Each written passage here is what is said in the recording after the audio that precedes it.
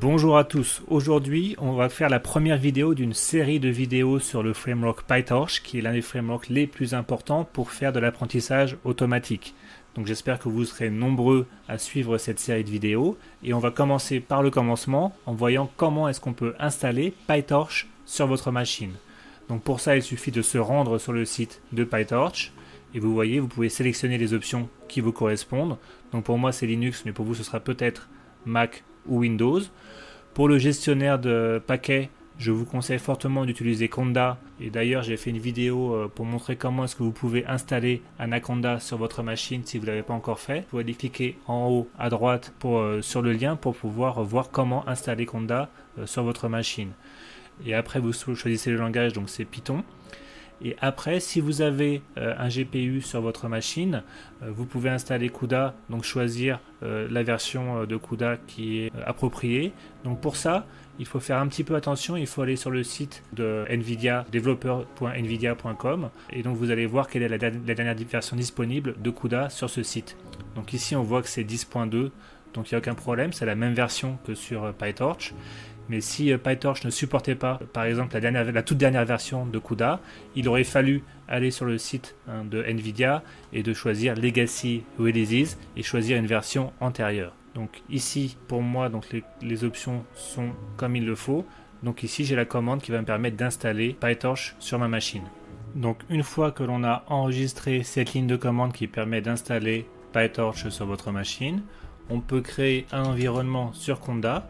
Donc par exemple je vais faire conda create, je vais créer un environnement, donc on ajoute -n pour le nom et je vais faire par exemple un environnement où je vais faire des gâteaux, donc des gâteaux avec PyTorch. Donc ici je crée l'environnement, il me demande si je veux proceed, donc je dis yes, donc il suffit de taper sur enter, l'environnement a été créé, je peux activer cet environnement avec conda activate et le nom de l'environnement, donc gâteau. Et donc on voit que l'environnement a été activé puisque j'ai gâteau au début de la ligne de commande. Et maintenant on va installer PyTorch dans cet environnement en copiant la ligne de commande qui venait du site de PyTorch. Donc ça va prendre quelques secondes. Donc il me demande pareil, si je veux proceed, je clique sur Enter pour accepter. Et voilà, c'est fait, j'ai installé PyTorch dans l'environnement. Donc maintenant, on peut vérifier que l'installation a bien fonctionné en lançant Python dans notre environnement. Et on peut faire import torch. Et on voit que la ligne s'exécute sans aucun problème. Si l'installation n'avait pas fonctionné, ici on aurait une erreur module not found.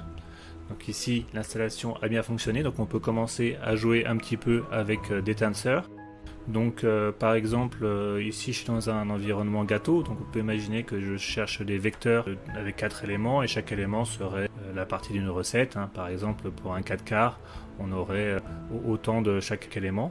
Donc je fais 4 quarts égale torch.ones, donc ça va me donner un vecteur avec 4 éléments que des 1, et par exemple si on veut avoir un 4 quarts qui fait 1 kg par exemple, on peut imaginer aussi qu'on fait un autre gâteau qui sera un gâteau aléatoire.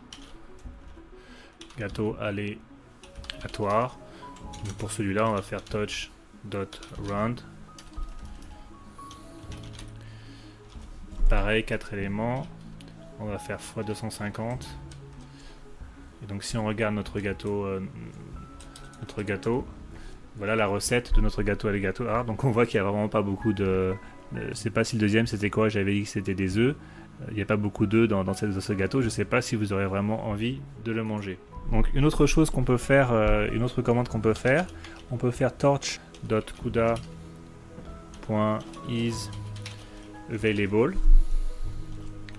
Donc moi ça me met faux, mais si vous avez un GPU qui a été installé et que vous avez installé le CUDA Toolkit, normalement ici vous allez voir true. Donc voilà, je pense qu'on a fait le tour de l'installation, comment installer PyTorch sur votre machine. Donc j'espère que la vidéo vous a plu et on va commencer à pouvoir faire un peu de code dans la vidéo suivante. Donc merci à vous d'avoir regardé la vidéo, merci de vous abonner à la chaîne si le contenu vous a plu et à très bientôt pour de nouvelles aventures. Au revoir.